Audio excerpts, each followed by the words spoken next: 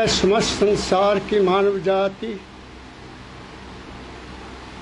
न जाने क्यों सुबह शाम जब मन में आता हूँ, आप सबके लिए प्रार्थना करता हूँ कि आप सबका भला हो। ये जो संसार में ईर्ष्या द्वेष के दुश्मनी के बादल छाए हुए हैं, ये छट जाए, खत्म हो जाए, प्रेम में आ जाए। हम अज्ञानता में क्यों आपस में बट रहे हैं? हम इंसानियत के नियमों को भूलकर हैवानियत की ओर क्यों जा रहे हैं? उस मालिक ने कहते हमें अपने रूप में बनाया, क्या हम उसके रूप में बनकर अपना जीवन गुजार रहे हैं? ऐसा नज़र नहीं आता। इसलिए कभी कभी मन विचलित हो जाता है और मजबूर हो जाता हूँ कि मैं कुछ कहूँ।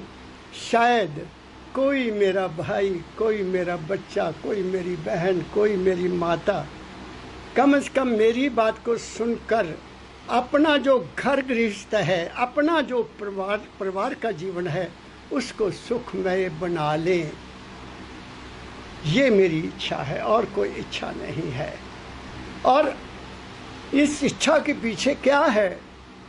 एक भावना है, सतगुरु की सेवा। सतगुरु की सेवा सफल है जे को करे चित लाए। वो सेवा क्या है कि जो सतगुरु से मुझे ज्ञान मिला मैं आप में बांट दूं, अपने साथ न लेकर जाऊं। संतों ने जो अनुभव किया वो लिख दिया। इसलिए संतों की महानता है, उन्होंने स्वयं अपना जीवन लिखा। लेकिन जो दूसरी चीज़ें हैं, जो दूसरी चीज़ों को हम पढ़ते हैं, वो उन्होंने खुद नहीं लिखी, किसी और ने उनके जीवनी लिखी है। उसमें वो असर हो नहीं सकता जो किसी संत की वाणी में असर है। तो आज मैं आपको एक विशेष बात कहने जा रहा हूँ। आपको आपका अपना रूप दिखाने जा रहा हूँ, क्योंकि जिस रूप को देखने के लिए मैं बचपन से ही तड़प रहा था कि मैं संसार में आया क्यों हूँ, ये क्या है जीवन, ये क्या है मृत्यु।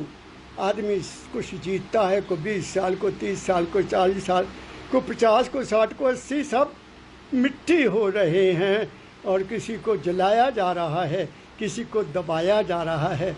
आपने तो मंजर मृत्यु का देखा ही है पिछले साल और इस साल। फिर भी हम क्यों नहीं जागते कि ये दुनिया है क्या? लेकिन दुनिया को छोड़ो, तुम दुनिया की बात करना छोड़ो। मैं कहता हूँ तुम क्या हो, तुम अपने आप को देखने की कोशिश करो। वो मैं आज आपको कुछ शब्दों में कहने जा रहा हूँ। आपको अच्छा लगे तो मेरा सौभाग्य, आपको अच्छा ना लगे तो भी मेरा सौभाग्य, क्योंकि मैं तो डुगडुगी बजाना है। आप उस पर रिएक्ट करो, उसको पसंद करो, उस पर प्रतिक्रिया करो, ये आपकी अपनी सोच है। क्योंकि सोच ही तो ज़िंदगी है। सोच बदल गई तो ज़िंदगी बदल जाएगी, सोच नहीं बदली तो ज़िंदगी नहीं बदलेगी। और सत्संग में क्या किया जाता है? मेरे सतगुरु बाबा फकीर जी महाराज यही तो कहा करते थे कि मैं मन का ऑपरेशन करता हूँ, मन को ही बदल देता हूँ। डॉक्टर शरीर का ऑपरेशन करता है, संत मन का ऑपरेशन करता है। तो वो ऑपरेशन क्या है, उसको जानने की आज कोशिश करता हूँ मैं आपको। अब बड़ी बात को ध्यान से सुनना। शास्त्र कहते हैं जो ब्रह्मंडे सोई पिंडे। ब्रह्मांड क्या है? ब्रह्मांड में 5 तत्व बने हुए हैं। ये ब्रह्मांड जितना है ये 5 तत्वों का है और कुछ भी नहीं है। 5 तत्व हैं इसमें। पृथ्वी नीचे है, सूर्य प्रकाश ऊपर है, वायु है, जल है, और क्या है? आकाश है। और क्या 5 तत्व भी तो हैं? पृथ्वी, जल, अग्नि, वायु, आकाश, यही है ना। इसमें एक हस्ती काम कर रही है एक हस्ती काम कर रही है। जिस किसी के बारे में किसी महापुरुष ने लिखा, साधो रचना राम बनाई। अब सवाल पैदा होता, वो कौन सा राम है? वो राम कौन सा है? वो राम वो नहीं है जो पैदा होता है और मर जाता है। वो राम नहीं हो सकता। क्यों? एक राम दशरथ का बेटा, एक राम घट घट में बैठा, एक राम का सकल्प सारा, और एक राम इन सबसे न्यारा। इस ब्रह्मांड को चलाने वाली कोई हस्ती है। सूरज का चढ़ना, सूरज का गुरूब होना, जमीन का सूरज के चारों तरफ अपना चक्कर काटना, चांद का जमीन के तरफ चारों चक्कर चाड़ना, कितना बढ़िया इंतजाम है। जरा प्रकृति का इंतजाम देखो, उसमें कोई खलल नहीं है किसी तरह का। एक नियम है कुदरत का, हम उस नियम के अधीन नहीं जीते हैं, इसलिए हम दुखी हैं। तो एक हस्ती है इस दुनिया को चलाने वाली, जो 5 तत्व का ब्रह्मांड है। ये ब्रह्मांड तो और भी बहुत है, वो मेरा आज का टॉपिक नहीं है। मेरा इस ब्रह्मांड का टॉपिक है। इस ब्रह्मांड में हम जीव भी 5 तत्व के हैं। जीव मीन मानव, इंसान, पशु, पक्षी, जल में रहने वाले, जमीन के अंदर रहने वाले जितने जीव जंतु हैं वो पूर्ण नहीं हैं। उनमें 5 तत्व पूरे नहीं हैं। किसी में 1 तत्व है, किसी में 2 है, किसी में 3 है, किसी में 4 है। मानव का चोला 5 तत्व का पूर्ण है, इसलिए शास्त्रों ने इसको पूर्ण कहा है। पूर्ण पूर्ण मध्य। ऐसे मेरे गुरु भाई मानव दयाल जी महाराज एक श्लोक कहा करते थे, मुझे संस्कृत नहीं आती है, कि ऐ इंसान तू पूर्ण है। अब वो पूर्ण है तो क्या है? वो पूर्ण क्या है वो मैं तुम्हें बताने रहा हूँ। और उस पूर्णता को संभालने वाला कौन है, उस पूर्ण का अधिष्ठाता और उसको चलाने वाला कौन है, वो ज़रा आपको सुनने की कोशिश करना।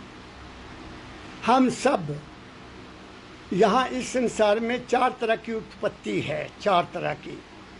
वो कौन सी है? अंडेज, अंडों से पैदा होने वाली, जेरेज, जेर से पैदा होने वाली, उत्पुज जो एक जगह से दूसरी जगह उठाकर लगाई जाती है, और श्वेतज जो अपने आप पैदा होती है, अपने आप, उसमें किसी का लेना देना नहीं है। जल में अपने आप वो जीव पैदा होते हैं और अपना जीवन गुजार के समाप्त हो जाते हैं।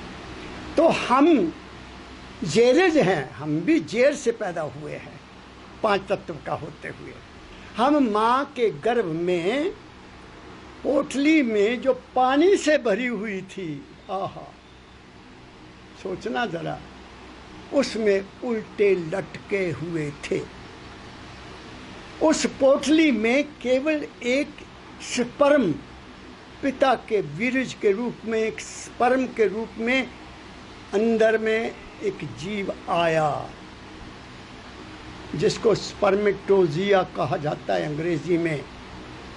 और अगर वो स्पर्म किसी के नहीं है शरीर में, किसी आदमी के स्पर्म कमज़ोर हैं, तो वो बे औलाद रहता है, उसकी औलाद नहीं पैदा हो सकती, क्योंकि उसकी शक्ति क्षीण हुई है, पहले ही ख़त्म हो गई है। तो उसमें वो स्पर्म कहाँ से पैदा होंगे? हम वहाँ आए किस रूप में? मच्छ के रूप में, कच्छ के रूप में बढ़े, ब्राह के रूप में बाहर आए, फिर बामन बने, फिर नरसिंह बने, फिर परशुराम बने। ये हमारी ही तो रूप थे सारे, और क्या था? शास्त्रों का प्रमाण देता हूँ, पढ़ लो आप, जानो आप सतयुग से ऊपर आए हैं।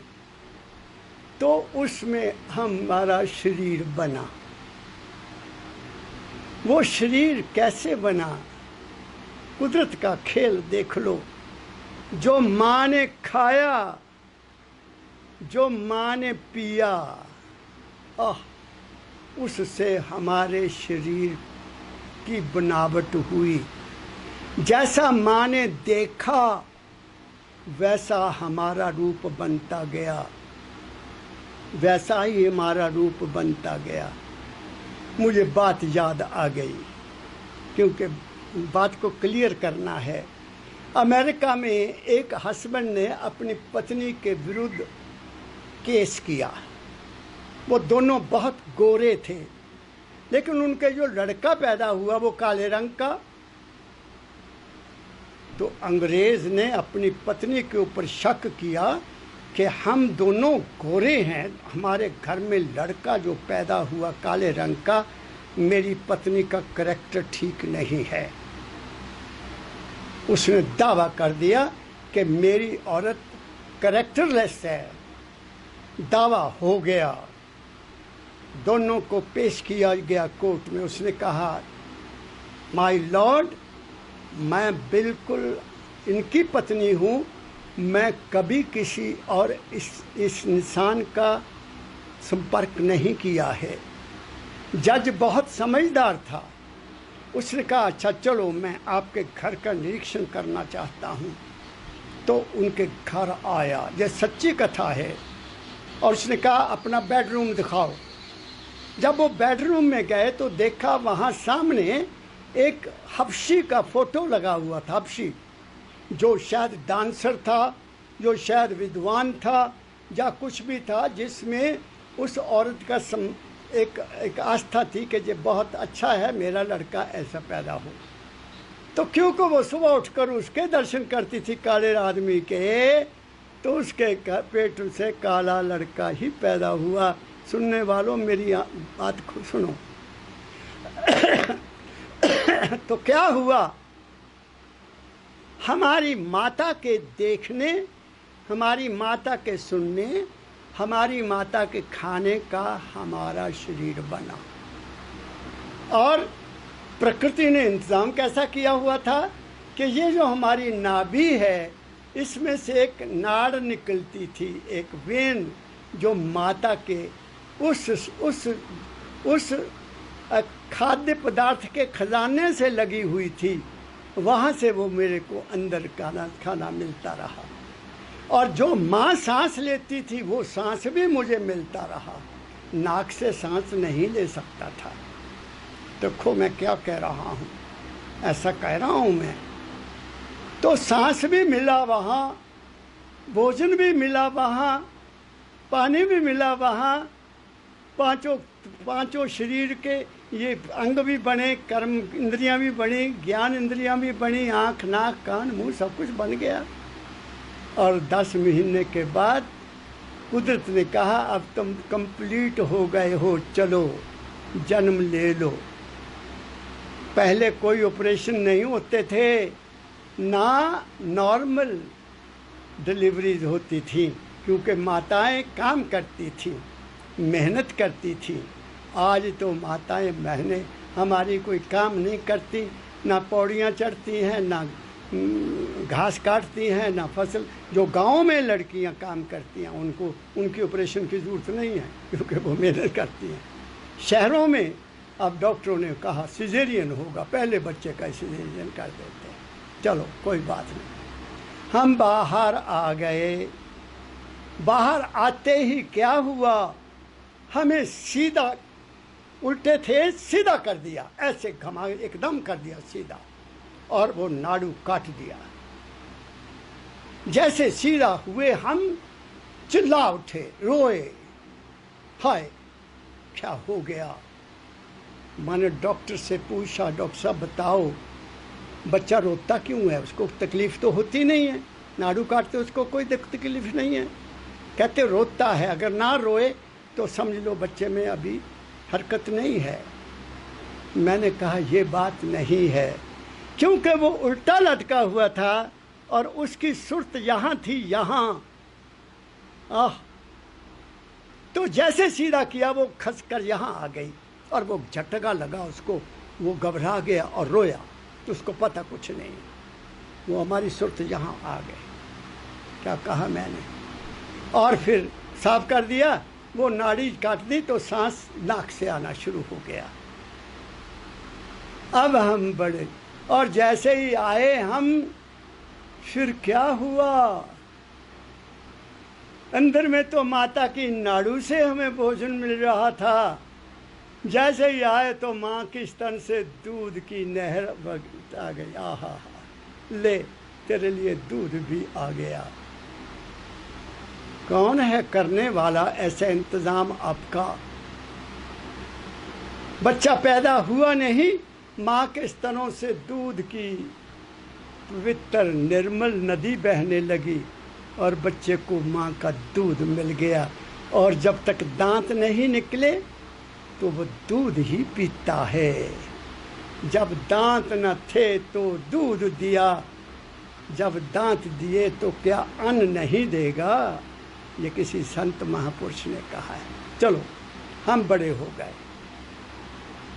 हम रोटी खाने लगे, हम पानी पीने लगे, हम लस्सी पीने लगे, हम संसार की उत्पत्ति का प्रयोग करने लगे, जो भी हमारी पृथ्वी माता ने पैदा किया। अब हमारा शरीर जो है, इसको ध्यान से सुनना, मैं कुछ कहने लगा हूँ।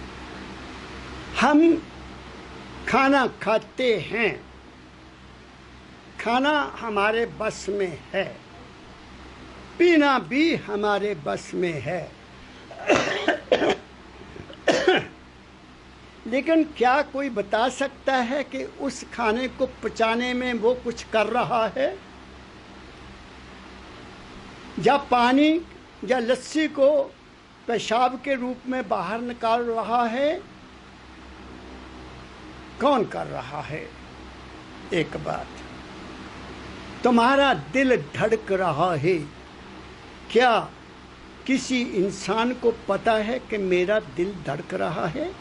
डॉक्टर देखते हैं स्टेथोस्कोप लगाकर कि दिल की धड़कन कैसी है, हाई ब्लड प्रेशर है कि लो है। मेरी बात को ध्यान से सुनना। तुम्हारी नब्ज भी चल रही है, तुम्हें पता लगता है कि तुम्हारे शरीर के अंदर धक धक धक धक सर्कुलेशन ऑफ ब्लड चल रहा है? बताइए तो। अब चलो और आगे चलता है। मैं सांस ले रहा हूं, क्या सांस लेने में मेरा कोई योगदान है? नहीं। सांस आ रही है, सांस जा रही है, मैं जो मर्जी करूं, चाहे सोया हूं, चाहे जागता हूं, चाहे दौड़ा हूं, चाहे बैठा हूं, चाहे लेटा हूं, चाहे बोलता हूं, चाहे खाता हूं, चाहे पीता हूं, सांस चल रही है। अब तुम बताओ कि ना माँ के गर्भ में तुम्हारा, जिसको तुम मैं कहते हो, उसका कोई योगदान है? नहीं है। और अब बाहर हमारा शरीर के अंदर क्या कुछ हो रहा है, उसमें कोई योगदान तुम्हारा है? कोई इंसान बताए कि मेरा योगदान है। मैं खाना पचाता हूँ, मैं खुद टट्टी जाता हूँ। नहीं, ना तुम रोक सकते हो, ना तुम कर सकते हो, ये सब कुछ हो रहा है। अब अगली बात, जैसे इस पूर्ण ब्रह्मांड का कोई कर्ता है, कोई हस्ती है जो इस ब्रह्मांड को बहुत निजम के अधीन, किसी असूल के अधीन चला रही है हस्ती। अरे ऐसे ही मेरे सुनने वालों, तुम्हारे अंदर भी कोई एक हस्ती है जो इस सारे तुम्हारे शरीर के कारोबार को चला रही है। क्या कहा मैंने? ये भी ब्रह्मांड है ना, इसमें सब कुछ है। जैसे इस बाहर के ब्रह्मांड में सब कुछ है, ऐसे तुम्हारे शरीर के अंदर में सब कुछ है, लेकिन तुम उसको बाहर ढूंढते हो। वो जो चीज़ है तुम्हारा शरीर तुम्हारा जीवन है। जीवन, इस जीवन को चलाने वाली एक हस्ती है। यही मेरे दाता बाबा फकीर जी महाराज ने मुझे समझाया कि बेटा जीवन और है, हस्ती और है। अगर हस्ती नहीं है तो जीवन राम नाम सत्य है। क्या कहा मैंने? तो वो जो हस्ती है, वो जो हस्ती है, उसको धार्मिक जगत के लोगों ने अपने स्वार्थों को सामने रखते हुए, मुझे नहीं पता किस कारण, उस बाहर की हस्ती का नाम रख दिया। बिना देखे, बिना समझे कहा कि एक हस्ती है। उसको किसी ने अल्लाह कह दिया, किसी ने उसको गॉड कह दिया, किसी ने उसको ईश्वर कह दिया, किसी ने उसको परमेश्वर कह दिया, किसी ने उसको राम कह दिया, किसी ने उसको वाहे गुरु कह दिया, या किसी ने उसको कृष्ण भगवान का नाम दे दिया। इसमें इतराज़ क्या हो सकता है? आप उसका जो मर्जी नाम रखो। पानी को कोई आब कहता है, पानी को कोई वाटर कहता है, पानी को कोई जल कहता है। पानी एक ही है, नाम तो अलग अलग रख दिए। पानी तो पानी है ना भाई। तो ऐसे ही वो हस्ती माल के कुल की एक है, जिसके हमने नाम अलग अलग रख दिए और नामों के पीछे हम लड़ रहे हैं। इससे बड़ा अज्ञान और क्या हो सकता है? इससे बड़ा अज्ञान और इससे बड़ी मूर्खता और इससे बड़ी हैवानियत और क्या हो सकती है? मैं दर्द दिल से कहता हूँ। महापुरुषों ने क्या कहा? महापुरुषों ने क्या कहा? एक ही सिमरो नानका जो जल थल रहा समाए। गुरु नानक साहब कहते हैं उसको सिमरन करो जो जल थल रहा समाए। सो क्यों सिमरे नानका जो जम्मे ते मर जाए। मेरे सतगुरु परम संत परम बाबा फकीर जी महाराज ने कहा, मेरे पैर धोने से तुम पार नहीं हो सकोगे, मेरा नाम का सिमरन करने से तुम पार नहीं हो सकोगे, मेरी पूजा करने से तुम पार नहीं हो सकोगे, मेरी आरतियां उतारने से तुम पार नहीं हो सकोगे। तुम केवल मेरी वाणी पर चलकर पार हो सकोगे। जो मैं कहता हूँ उसको पकड़ो। वो गुरु है। बाणी गुरु, गुरु है बाणी विच बाणी अमृत सारे। बाणी गुरु है। इंसान गुरु नहीं हो सकता। ज्ञान गुरु है, अनुभव गुरु है, समझ गुरु है, विवेक गुरु है, जो तुम्हारे साथ रहता है। जैसे मेरे सतगुरु का दिया हुआ ज्ञान हमेशा मेरे साथ है, वो मेरे साथ हैं। ज्ञान रूप में, समझ के रूप में, विवेक के रूप में वो मेरे अंग संग हमेशा हैं। इसलिए कहा बिन सत्संग विवेक ना होई।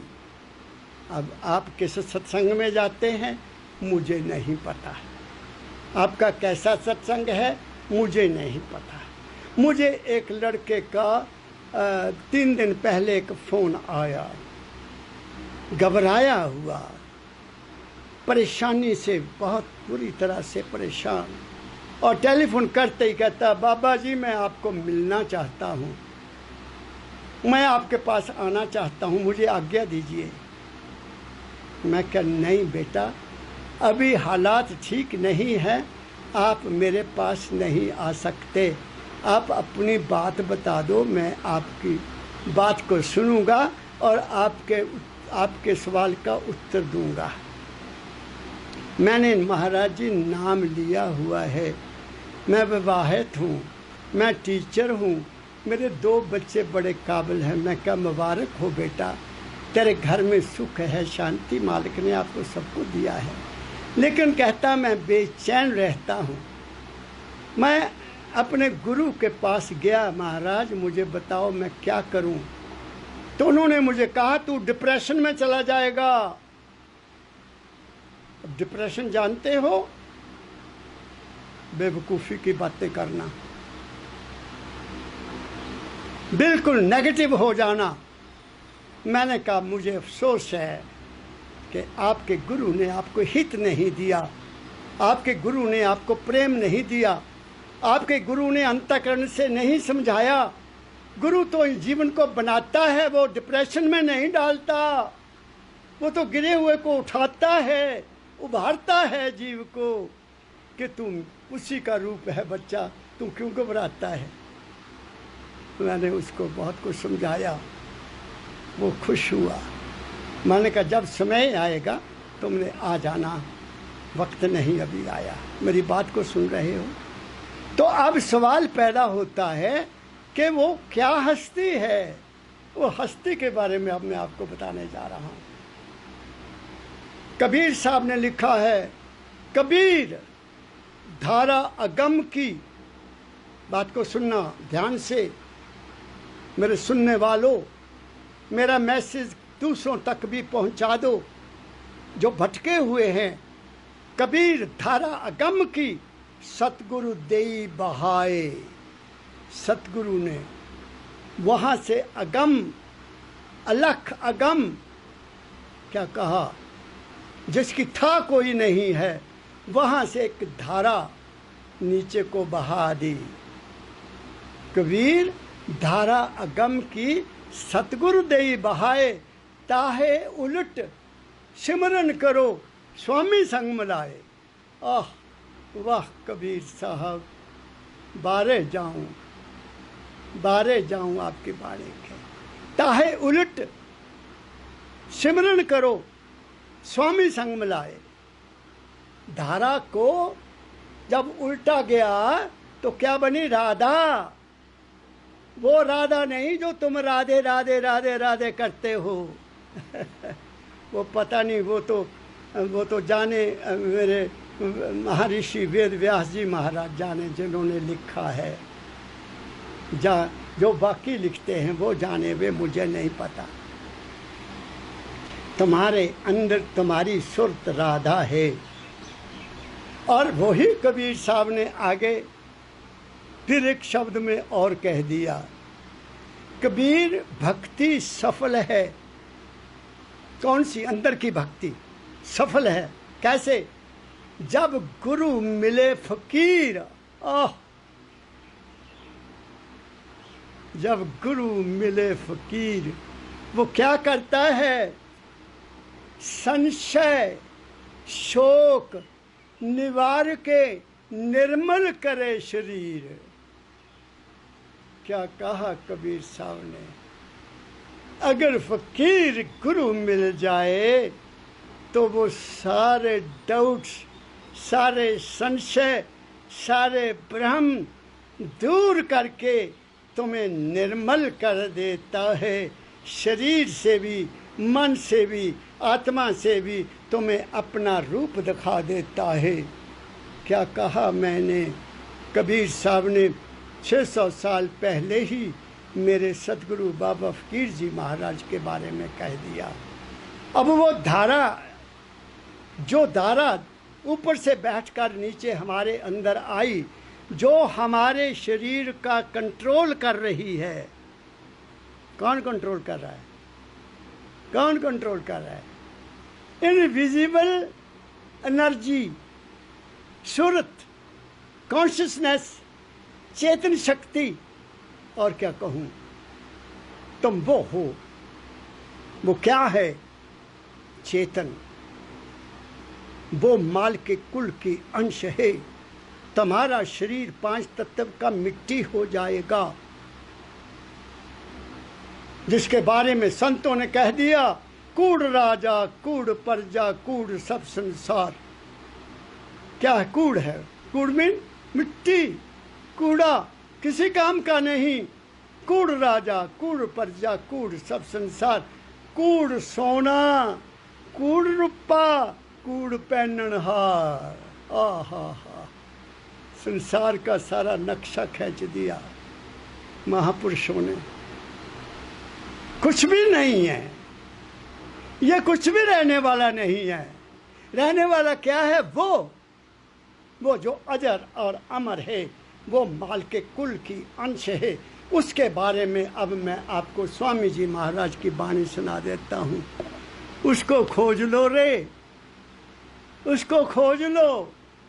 क्यों भटके फिरते हो, क्यों दौड़े फिरते हो, क्यों यही हमारे बाबा जी कहते थे, मांगते फिरते हो ऐसे ऐसे।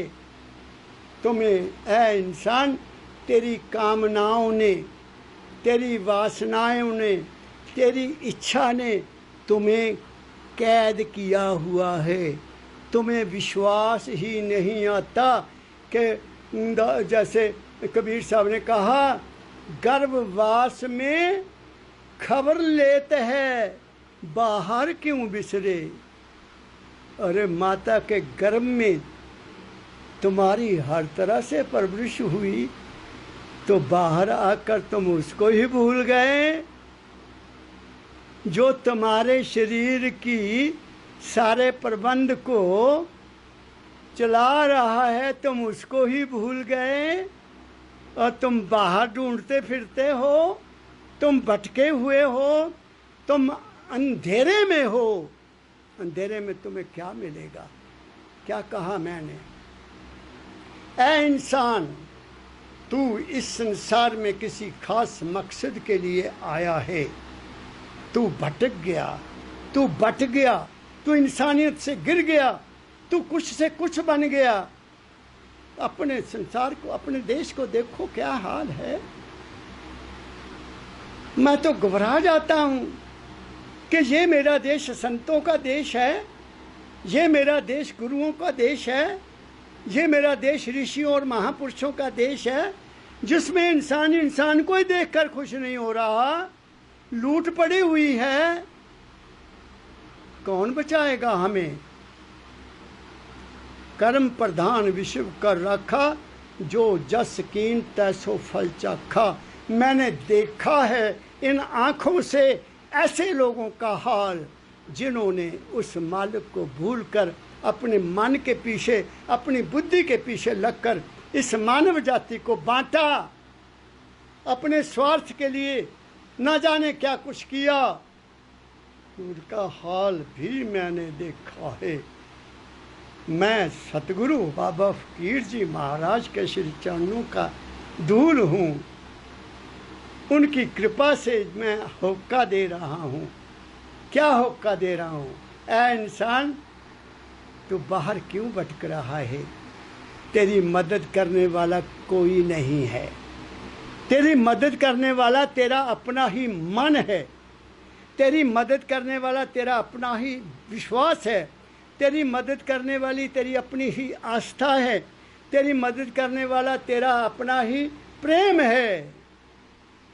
क्या कहा मैंने? बात को पकड़ो तो सही।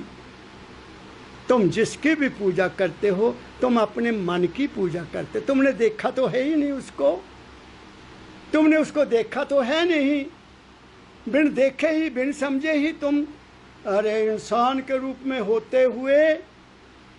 मुझे नामदेव जी, संत नामदेव जी महाराज की बात याद आ गई। उन्होंने एक वाणी लिखी, मुझे अब वाणी याद नहीं है, मैं उसका मतलब समझा देता हूँ। कहते जी, दुनिया कितनी बावरी है। मिट्टी का सांप बना लेते हैं, या मिट्टी की मूर्ति बना लेते हैं और उसकी फिर पूजा करते हैं, उसको दूध चढ़ाते हैं, उसको खुश करने के लिए जीव की हत्या करते हैं, बलिदान देते हैं जीव का। ऐसा उन्होंने लिखा है। बलिदान देते हैं किसके लिए? मूर्ति के लिए, जिसमें जान नहीं है, जिसमें जान नहीं है, जो बोल नहीं सकती।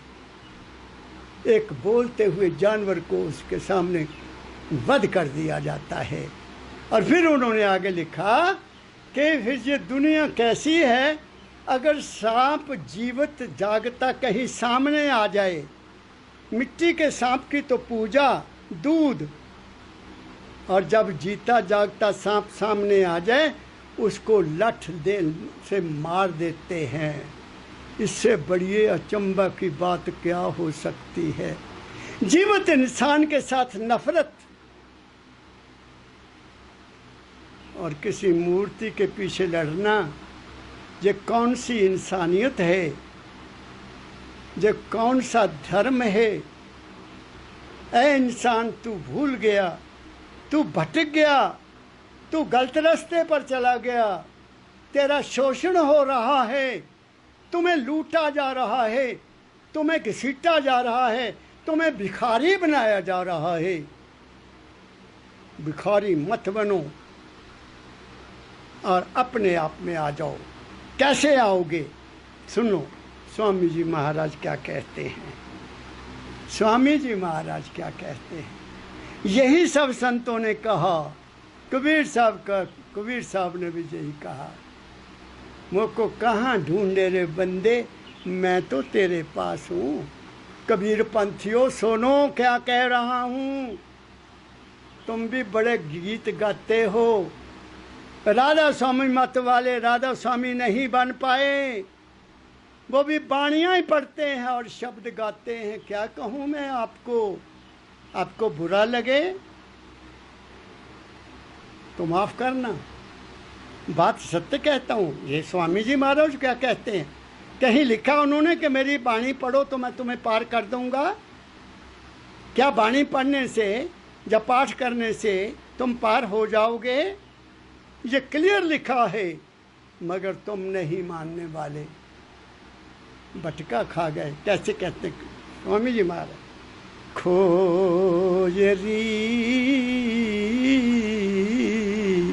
पिया को निज घट में,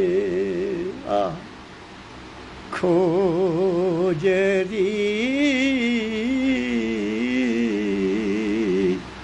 पिया को निज घट में।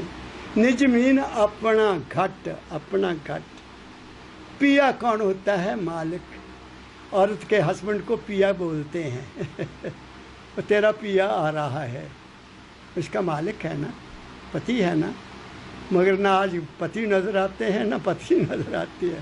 कोई सौभाग्य से जिनको गुरु मिल गया वो पति पत्नी का जीवन गुजार रहे हैं, वरना सब क्या कहूँ मैं आपको। वो पिया जो तुम्हारे शरीर का सारा देखभाल कर रहा है, जिसके सहारे तुम्हारा सांस चल रहा है, जिसके सहारे मैं बोल रहा हूँ, जिसके सहारे मैं देख रहा हूँ, जिसके सहारे मैं सुन रहा हूँ, जिसके सहारे मैं उंगली उठाकर तुम्हारे को संबोधित कर रहा हूँ, वो किसके सहारे है? पिया के सहारे है। जब वो ये नहीं होगा तो ये हाथ गिर जाएगा, गर्दन भी टेढ़ी हो जाएगी। उसको ढूंढो, उसका पता करो, वो क्या है, कैसे मिलेगा। ढूंढो जरे पिया को निज घट में। कभी बहुत गाता था मैं मजे से इसको, लेकिन आज आपको सुना रहा। जो तुम पिया से मिलना चाहो तो भटको मत जग में, खोजरी पिया को निज घट में। उसको मिलना चाहते हो ना, तो जग में क्यों भटक रहे हो? कहाँ कहाँ दौड़ रहे हो तुम? क्या क्या झंझट तुम कर रहे हो? स्वामी जी महाराज इसके ऊपर आज वचन कह रहे हैं। आकाश के आप इस वचन को समझकर अपने जीवन में उतारने की कोशिश करो। खोजरी पिया को निज घट में, तीरथ बरत कर्म आचारा। तीरथ बरत कर्म आचारा जे अटकावे मग में, खोज रे पिया को निज घट में। वो कहते हैं ये जो सारा कर्म कांड है ना, तीर्थ की यात्रा, व्रत रखने, कर्म कांड करने, और ये करो वो करो, ऐसा करो ये करो, ऐसे कपड़े पहनो, ऐसे, ये सब क्या है? ये तुम्हें भ्रम में डालते हैं, ये तुम्हें अटका रहे हैं, ये तुम्हें असली मार्ग पर जाने से रोकते हैं। स्वामी जी महाराज ने सारे कर्म कांड को ताला लगा दिया है, क्योंकि ऐसा करने से ये सब बाहर मुखी हैं, ये अंतर्मुखी नहीं है। हमने क्या किया सनातन धर्म वालों? तुम्हारे अंदर तो प्रकाश है, ज्योति जलती है, तुम्हारे अंदर ही घंटा बजता है, तुम्हारे अंदर ही बांसुरी बजती है, तुम्हारे अंदर ही ओम ओम की ध्वनि आ रही है। तुमने बाहर ही घंटी बजानी शुरू कर दी, तुमने बाहर ही ज्योति जलाकर आरती करनी शुरू कर दी। क्या किया हमने? आसान तरीका ढूंढ लिया, आसान तरीका आगे जाकर कोई लाभ नहीं देगा। ये तरीका अपना लो, तुम्हारा कल्याण हो जाएगा, क्योंकि जो कुछ है तुम्हारे अपने अंदर है। बाहर क्या ढूंढे मोको इंसान मेरे, बाहर कुछ भी नहीं है। स्वामी जी महाराज, ताता दयाल जी महाराज लिखा,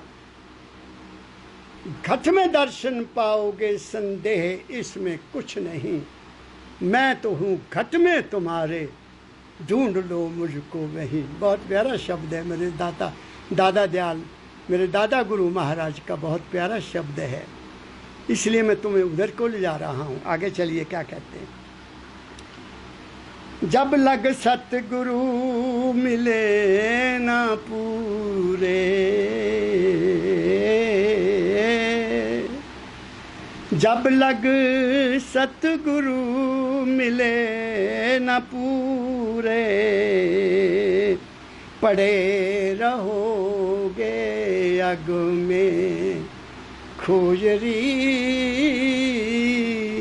पिया को निज गठ में। कहते फिर क्या करो? पूर्ण सतगुरु, पूर्ण सतगुरु जो अपने आप में रहता है, जिसका कोई डेरे बनाने में कोई विश्वास नहीं है, जिसका तुम्हारे धन पर नज़र नहीं है, जिसकी तुम्हारे ज़्यादा से ज़्यादा नंबर बढ़ाने की कोई ज़रूरत नहीं है, जो आए सो राजी जाए। और मेरे बाबा फकीर ने तो जहाँ तक कह दिया, मैं तो सत्य कहूँगा, जिसकी जी चाहे मेरे सत्संग में आए, जिसका जी चाहे मेरी कोई किताब पढ़े, जिसका जी चाहे ना पढ़े। ये है संत सतगुरु की पहचान। और यहाँ तो मैंने सुना है कि दुर्भाग्य से सुना है मैंने कि कई गुरुओं ने अपने चेले ऐसे बनाए हुए हैं कि तुम जितने सत्संगी लाओगे उसके मुताबिक तुम्हें पैसा दिया जाएगा। ऐसा भी मैंने सुना है। अगर ऐसा है तो कहाँ संत सतगुरु तुम्हें मिलेगा? खा गए हम धोखा, आ गए हम बातों में। मुझे भी ऐसे लड़कों के टेलीफोन आते हैं, मैं क्या कहूँ आपको, मैं बोलना नहीं चाहता, क्योंकि मैं किसी की बुराई नहीं करना चाहता, ना मुझे करने की आदत है। मैं जगाना जरूर चाहता हूँ। जब लग सतगुरु, मैं बहुत भाग्यशाली हूँ कि मुझे तो 18 साल की उम्र में खींच लिया अपने श्री चरणों में मेरे सतगुरु, परम पुरुष, सतपुरुष बाबा फकीर जी महाराज ने अपने चरणों में खींच लिया और मुझे कहीं का नहीं छोड़ा, सागर का स्नान करवा दिया। क्या कहा मैंने? जब लग सतगुरु मिले ना पूरे, पड़े रहोगे अग में। अग में पाप, ये सारे पाप ही हैं, और क्या है। तुम बाहर मुखी घूम रहे हो, ये पुण्य थोड़ी है। आगे चलता हूँ। नाम सुधा रस, नाम सुधा रस कभी ना पायो, नाम सुधा रस कभी न पायो। भटको जूनी खग में खोजरी, पिया को निज घट में। ठग मीन पक्षी। तुम्हें इस नाम का अमृत नहीं मिलेगा। नाम तुम्हें मिल रहा है, नाम तो बहुत लोगों को, हजार और लाखों लोग कहते हैं हमें नाम मिल गया। कौन सा नाम मिला? 5 नाम है कब, कहाँ तक? दुनिया को सुखमय बनाने के लिए, मन की ताकत का सदुपयोग करने के लिए, सेल्फ डिसिप्लिन रहकर अपने जीवन को खुशहाल बनाने के लिए, लेकिन वो पार जाने के लिए नहीं है। वो नाम सुधारस कोई और चीज है। ये 5 नाम त्रिगुणात्मक जगत का है। शरीर, मन और आत्मा तक ही सीमित है तुम्हारे, लेकिन तुम तो वो भी नहीं जपते हो। मिलते हैं मुझे 30 साल 25 साल नाम लिए हुए, जिनको एक नाम मिला हुआ वो भी मुझे मिले हैं। ये नाम मन को इकट्ठा करने के लिए है। तुम इसको राम राम नाम से करो, तुम इसको वाहेगुरु नाम से करो, तुम इसको हरे कृष्णा के नाम से करो, तुम इसको किसी और नाम से करो, ओम शिवाय, ओम नमो शिवाय के नाम से करो। मन को इकट्ठा करना है। जब मन को इकट्ठा कर लोगे, एक जगह आ जाएगा, तुम्हारी विल पावर बढ़ जाएगी, तुम्हारी ताकत, सोच की, विचार की ताकत बढ़ जाएगी। लेकिन मैं वार्निंग देता हूँ कि अगर तुम्हारा मन साफ नहीं है, मन गंदा है, तुम्हारे मन में ईर्ष्या है, द्वेष है, कपट है, क्रोध है, लालच है, वो भी बढ़ जाएंगे और तुम्हारा जीवन और भी खराब हो जाएगा। मैंने देखा है नाम जपने वालों को क्रोध बहुत आता है। मैंने देखा है, मुझे मिले हैं बाबा जी, मुझे क्रोध बहुत आता है। मैं कहता तुम इसलिए नाम जपो कि मेरा क्रोध दूर हो जाए, तुम इसलिए नाम जपो कि मेरी बुराइयां दूर हो जाएं, वो भी दूर हो जाएंगी। और क्या कहूँ मैं, इससे ज़्यादा मैं कह ही नहीं सकता कुछ भी। क्या कहा? वो नाम क्या है? वो नाम तुम्हें वहाँ पहुँचाएगा जहाँ नाम की धुन हो रही है। ये 5 नाम मन के, ये मन के ही दायरे में हैं। घंटा सुनोगे, शंख सुनोगे, ओम की आवाज़ सुनोगे, मृदंग सुनोगे, बादल की गरज सुनोगे, रारंग सुनोगे, सारंगी सुनोगे, बांसुरी सुनोगे। जब मन के हैं, मन के बने हुए हैं। जैसी जैसी तुम्हारी वासनाएं हैं, जैसी जैसी तुम्हारी प्रकृति है, जैसी जैसी तुम्हारी आशाएं, उसके मुताबिक तुम्हारे अंदर होंगे। सबके अंदर एक जैसे शब्द नहीं पैदा होते। नहीं तो पढ़ लो मेरे सदगुरु बाबा फकीर जी महाराज की किताब लिखी हुई पंचनाम की व्याख्या। उन्होंने उसमें साफ लिखा है कि ये आवाज़ें क्यों आती हैं। वो नाम तो क्या है। कबीर साहब ने बहुत कहा, क्या कहा? माला फेरूं ना राम भजूं, मुख से कहूँ ना राम, मेरा राम मुझे भजे तब पाऊँ विश्राम। मेरे बाबा फकीर जी महाराज ने क्या कहा? वहाँ पहुँचकर क्या कहा?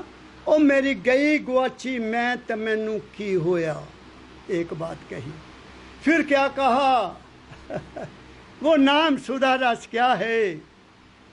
रांझा रांझा कहंदी नी में आपे रांझा होई, तुम उसी का रूप हो जाओगे। ने क्या कहा मैंने?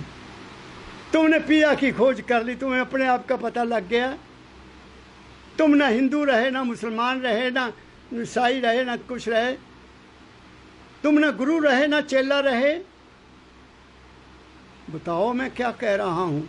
सुरत की तो कोई जात ही नहीं है, सुरत का तो कोई धर्म ही नहीं है। ये सारे धर्म जाते पाते क्या है? मन की हैं। अरे तुम तो उस परम पुरुष की अंश हो, जागो। मैं क्या कह रहा हूँ? कहाँ भटके फिरते हो? नाम सुधा रस कभी न पायो, बटगो जूने खज खग में। इसलिए अगर सच्चाई को प्राप्त करना है तो सुन लो मेरी वाणी को। ये मेरी वाणी नहीं है, मेरे सतगुरु के वचन है, मेरे सतगुरु का ज्ञान है। स्वामी जी महाराज का प्रमाण दे रहा हूँ आपको। आगे सुनो, वार्निंग दे रहे। पंडित काजी भेख शेख सब, ये धार्मिक नेता, धर्म के ठेकेदार, अपने आप को मालिक का रूप मानते हुए क्या कह रहे हैं स्वामी जी महाराज उनके बारे में? पंडित काजी शे भेख शेख सब, अटक रहे डग डग में। ये सभी रास्तों में अटके हुए हैं, ये सभी रास्तों में खुद भटके हुए हैं और मनोरंजन करवा रहे तुम्हारा, तुम्हारे से तालियां बजवा रहे हैं, तुम्हारे से डांस करवा रहे हैं, तुम्हें उल्टा सीधा करवा रहे हैं। काजी क्या करवाता है? जब नमाज पढ़ते हैं मेरे मुसलमान भाई, हो सकता है इसमें कोई हकीकत हो, मुझे पता नहीं, मैं खंडन नहीं करता, मगर जगाना चाहता हूँ, जगाना चाहता हूँ। ये सब कहाँ है? रास्ते में हैं। मैंने भी एक संत को देखा, बड़ी क्लोजली देखा। वो स्टेज पर कुछ कहते कहते कहते स्टेज से नीचे उतर गए और नीचे उतरते हुए तालियां बजाते हुए, कुछ गुनगुनाते हुए औरतों की वाणी में चले गए और नाच रहे हैं और तालियां बजा रहे हैं। और मेरी बहनें, मेरी माताएं और मेरे कई भाई जो उनके पीछे लगे हुए थे, वो भी नाचने लग गए और मैं तमाशा देखता रह गया। जब जो डांस खत्म हुआ तो पता लगा कि उस डांस में 8 औरतों की सोने की चेनें चली गई। पुलिस को बुलाना पड़ा। ये है संत, ये है संत। परमदयाल जी महाराज ने फरमाया कि एक दफ़ा कि एक पंडित जी क्या करते थे, कथा करते करते नीचे उतरकर नाचने लग जाते थे और उन्होंने अपनी धोती बड़ी नरम बांधी होती थी, नाचते नाचते धोती उतर जाती थी। लोग तालियां बजाते रहते थे कि देखो जी संत कितना नाच रहे, इनको पता ही नहीं है ये क्या है, पाखंड है, धोखा है और कुछ नहीं है।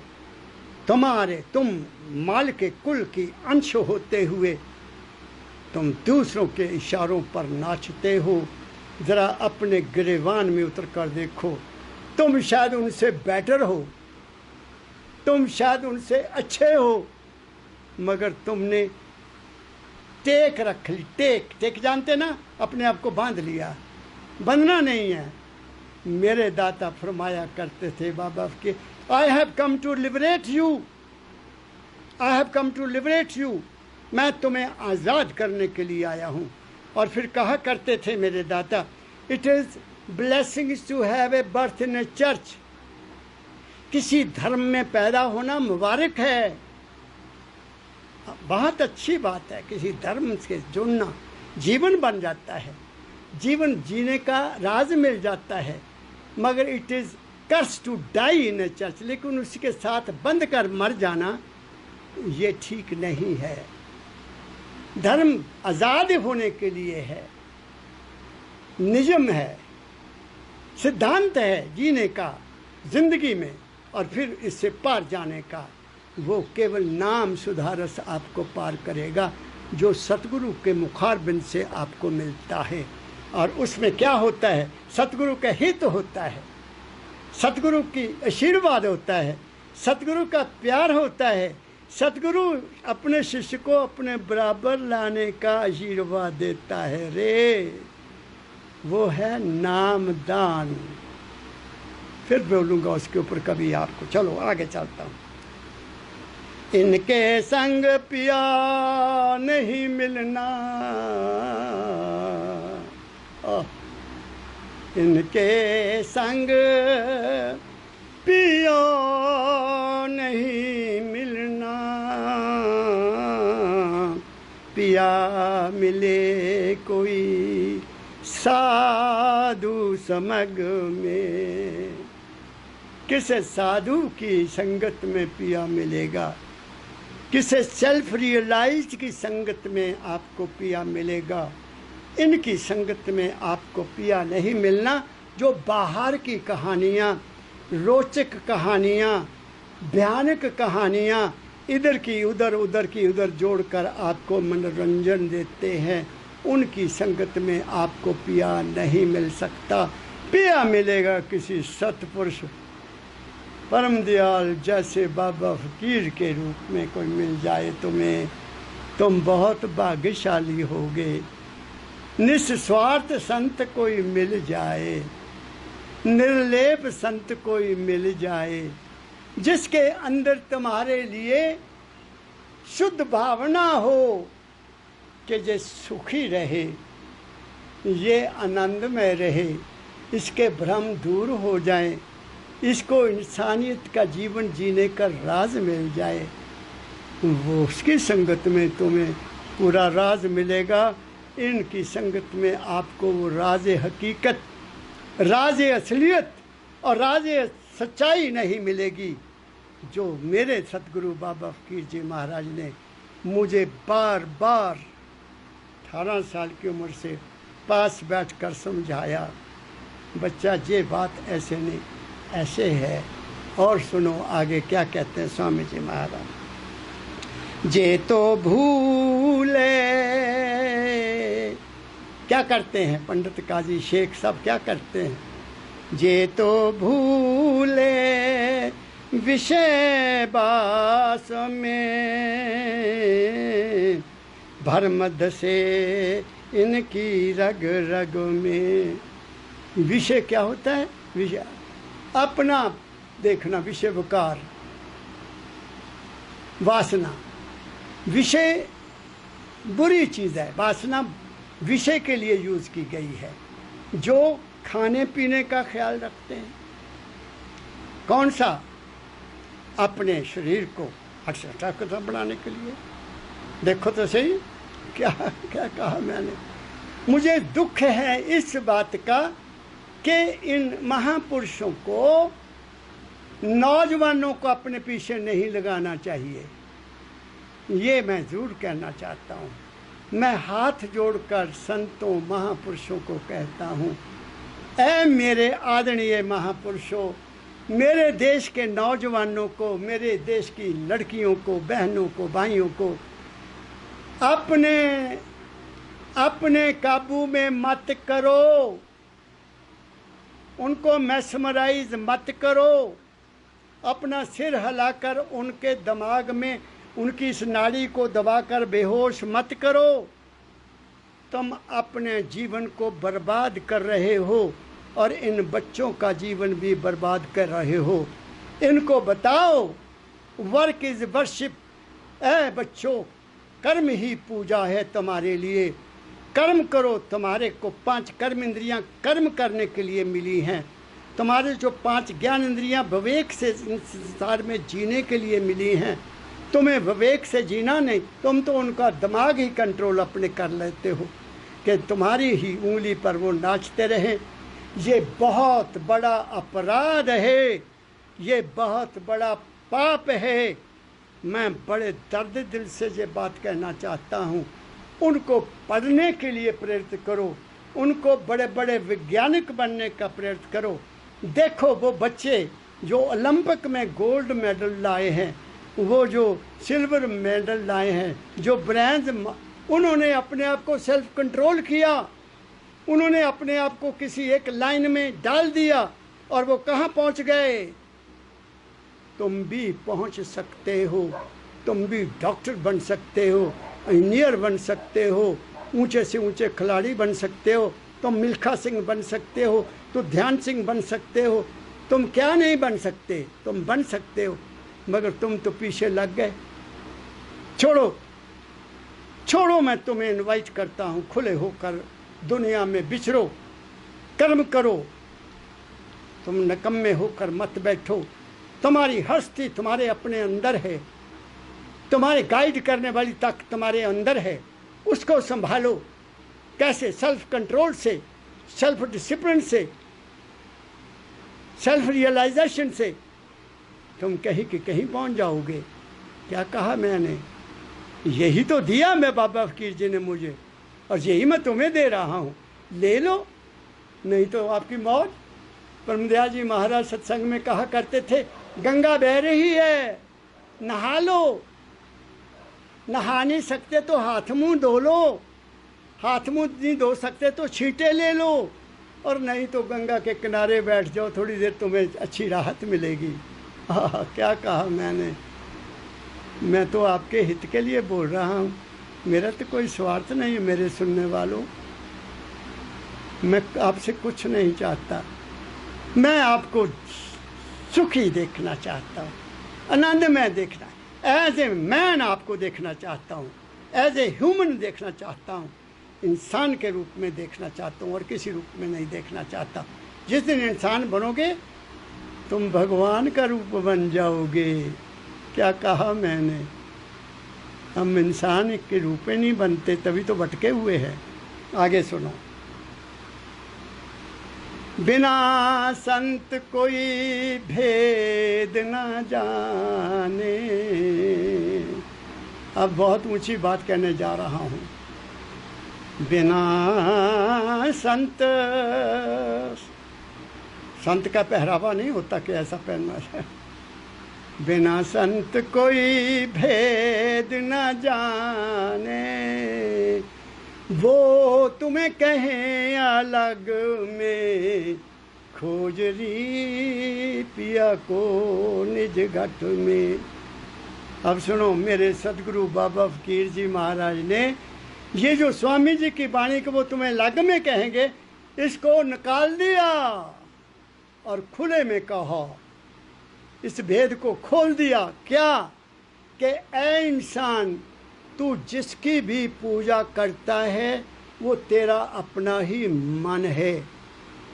तू अपने अंदर गुरु को देखता है, तू अपने गुरु को बाहर रूप में भी देखता है। आप उसको अपने ध्यान से बाहर में प्रकट कर लेते हो।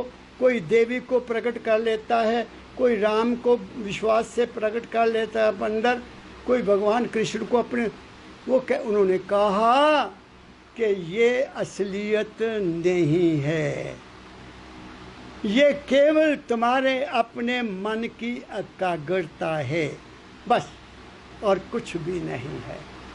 हजूर को चिट्ठियाँ आती थी, मैं पास बैठा होता था। हमारे लखारी श्री गिरधारी लाल जी बहुत प्रेमी होते थे, वो चिट्ठियाँ पढ़ा करते थे और बताया करते थे, बाबा जी महाराज आप आए, मेरे सिर में दर्द, मेरे शरीर में दर्द हो रही थी, आप आए, आपने मेरे सिर पर हाथ रखा तो मेरी दर्द दूर हो गई। मैं बीमार था, आप आए, मुझे दवाई बताई, मैं जाकर दवाई ले आया और खाई, मैं ठीक हो गया। कोई कहता बाबा जी आप 4 बजे आए, मैंने आपके लिए चाय बनाई, आपने चाय पी और मुझे प्यार दिया और चले गए। ऐसे ऐसे लोग उनको लिखते थे। और महाराज जी कहते थे मैं नहीं गया। अब आपको एक मैं अपने जीवन की घटना बताता हूँ। इस बात को साबित करने के लिए मेरे बाबा जी ने मेरे साथ एक खेल खेला। मेरे पिताजी 1973 में 1973 की बात ना 1972 की बात है। 1972 में मैं गवर्नमेंट कॉलेज बिलासपुर में था। मेरे उस वक्त 2 लड़के थे, एक 6 साल का था, एक 4 साल का था, 5 साल का था। तो मुझे मेरे ब्रदर की चिट्ठी आई कॉलेज में 2 बजे। उस चिट्ठी में मेरे पिताजी बीमार हो गए थे, गंभीर रूप से बीमार हुए, और कोई 2 बजे के बाद उस चिट्ठी में जो लिखा वो मैं बता रहा हूँ। 2 बजे के बाद पिताजी ने लिखाया कि 2 सफ़ेद कपड़ों में आदमी आए। पहले वो मेरे पाँव की तरफ खड़े हुए, फिर वो मेरे सिर की तरफ आए, और फिर मेरे सूक्ष्म शरीर को निकाल लिया और निकाल कर आकाश में उड़ने लगे, ले गए मुझे, बहुत दूर ले गए। वहाँ क्या देखा कि वहाँ बड़े बड़े अहलकार बैठे हैं, निर्णय करने वाले बैठे हैं, और लोगों की लाइनें लगी हुई हैं, और उस लाइन में मुझे भी खड़ा कर दिया उन 2 ने। जब मैंने ये देखा कि ओह मेरा शरीर तो है नहीं, शरीर तो मेरा वहाँ है, तो ये तो मुझे ले आए। तो क्योंकि मेरे पिताजी ने 1969 में जब मेरे पास बाबा जी धर्मशाला आए थे, तो 4 दिन मेरे पिताजी ने भी उनकी संगत की, और वो मुझे कहा करते थे, बेटा तेरे सतगुरु बहुत महान हैं, तू बड़ा भाग्यशाली है। तो उन्होंने वहाँ मुझे याद किया कि बेटा देखो मुझे ले आए हैं, बाबा जी को लाओ और मुझे इनसे छुड़ाओ। ऐसा उन्होंने वहाँ पुकार की। तो मैं और मेरे सदगुरु बाबा फकीर जी वहाँ पहुँच गए, और मैंने महाराज जी से प्रार्थना की कि मेरे सदगुरु सच्चे पिता जी मेरे जन्म दाता हैं, मैंने इनकी अभी तक पूरी सेवा नहीं की, कृपा करके इनको इन धर्मराज के दरबार से छुड़ाओ। तो हुजूर ने उनको हुक्म दिया भाई इसी जीव को वापस छोड़ कर आओ, और वो वापस छोड़ गए। और पिताजी को होश आई, और उन्होंने उसी वक्त मेरे छोटे भाई को आवाज़ें देनी शुरू कर दी, बेटा जल्दी आओ, चिट्ठी लिखो अपने भाई को। वो चिट्ठी मुझे जब पहुंची कॉलेज में 2 बजे, तो मैंने 2 दिन की छुट्टी ले ली, और घर आके अपनी पत्नी को बताया कि ऐसे ऐसे। वो कहती सुबह चलो। सुबह हमने पहली बस पकड़ी, चिट्ठी जेब में डाली, दोनों बच्चों को लिया, और होशियारपुर 11 बजे पहुंच गए मानवता मंदिर में। हजूर सत्संग के बाद छोटा कमरा है, उसमें आज भी वो कायम है, मैंने उसको सुरक्षित रखा हुआ है। उसमें बैठे हैं, कुछ माताएं बैठी हैं, कुछ आदमी बैठे हैं, उनसे वार्तालाप कर रहे हैं, लोग अपने अपने सवाल कर रहे हैं।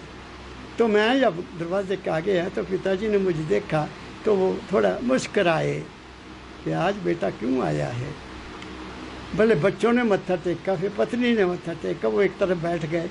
मैंने जाकर उनके श्री चरणों में सिर रख दिया और चिट्ठी निकाल कर उनके चरणों में रख। पिताजी ने चिट्ठी उठाई और उसको देखा, तो कहा बच्चा ये तो पंजाबी में है, मैं पंजाबी नहीं जानता, तू पढ़ के सुना। आह क्या बात है। मैं चिट्ठी पढ़ता गया, आंखों में आंसू भी आ गए थे। जब चिट्ठी खत्म हो गई, मैंने सारी कहानी बोल दी, तो हजूर हुक्का पीते थे, ऐसे हुक्का छोड़ दिया और मुझे कहने लगे, देख अब तू बता, तेरा पिता कहता है कि तू मेरे साथ वहां पहुंचा, तू वहां था, मेरी बात को छोड़। अगर तू था तो मैं भी हूँगा, तू था। मैंने दोनों कानों को हाथ लगाया, पिताजी मुझे तो पता तक नहीं है। बस कहते दुनिया इसी के पीछे, गुरुओं के पीछे भागती है कि मरते समय गुरु ले जाता है। न तू था न मैं था, तो था कौन? तेरे पिता का ये विश्वास कि तू मेरे साथ जुड़ा हुआ है। और वो मुझे समझते थे कि मैं धर्मराज क्या जमराज से भी जीव को छुड़ा सकता हूँ। क्या कहा मुझे, अब तू समझ गया, अगर तू नहीं गया तो मैं भी नहीं कहीं जाता। कौन गया? तेरे पिता का विश्वास, तेरे पिता की आस्था, तेरे पिता का उच्च कोटि का करैक्टर, ईमानदारी। ये कहा मेरे दाता ने कि अगर वो ईमानदार ना होते तो उनको सफ़ेद कपड़े वाले ने नहीं लेने आना था फिर जमदूतों ने आना था लेने के लिए। तो जो नेक कर्म करते हैं वो धर्मराज के जाते हैं, जो बुरे कर्म करते हैं वो जमराज के जाते हैं। पिताजी ने कितनी आसानी से बात को बता दिया। और ये है भेद को खोलना कि ऐ इंसान, जो कुछ भी तू अपने घट में देखता है वो तेरा अपना ही बनाया हुआ है। तेरा संसार अपना है। ये दुनिया बाहर की कुदरत की है, मालिक की है। इसको तू नहीं बदल सकता। बाहर की दुनिया को तू अपने अंदर की दुनिया को बदल सकता है। वो तेरा अपना संसार है। उस संसार को बनाओ। कैसे? साध संगत में, गुरु की संगत में समझो कि जो कुछ भी मेरे अंदर फुरना फुरता है ये है नहीं, ये वास्ता है। फिर कहाँ जाओगे? खोज री पिया को निज घट में।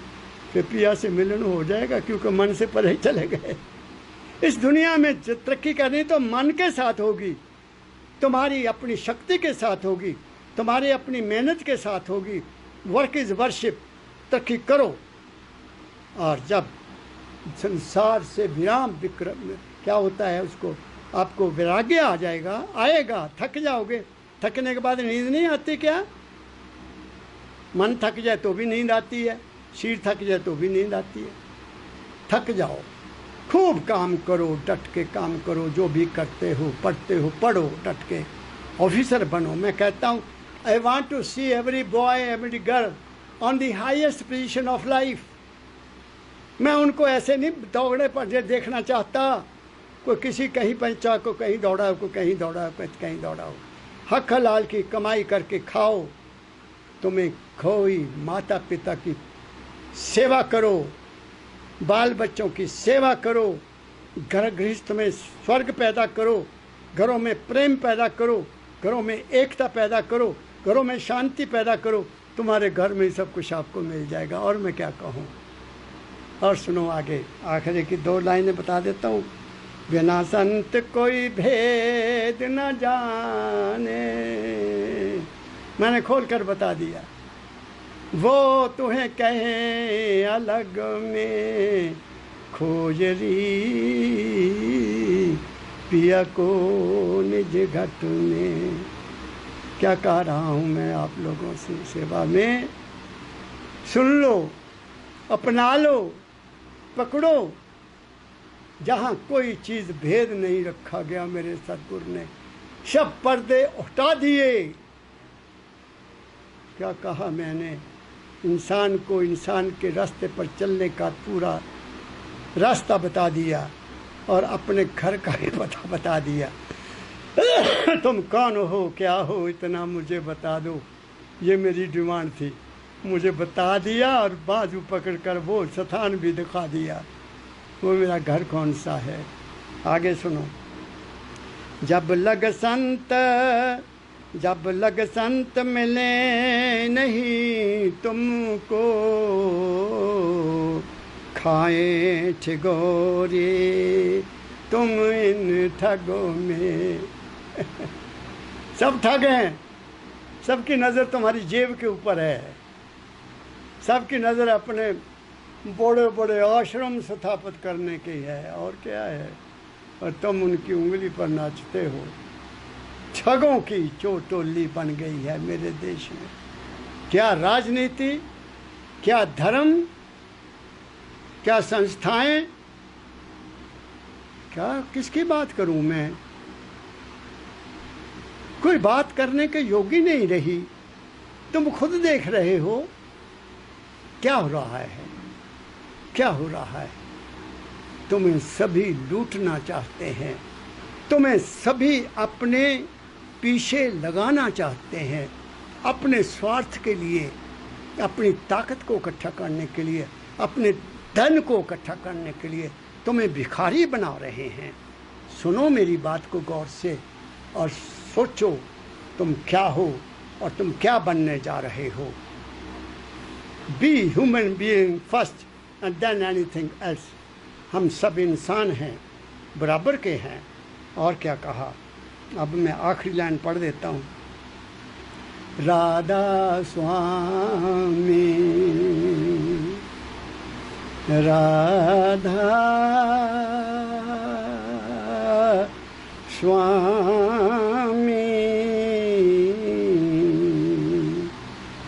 राधा स्वामी, राधा स्वामी शरण गहो तो,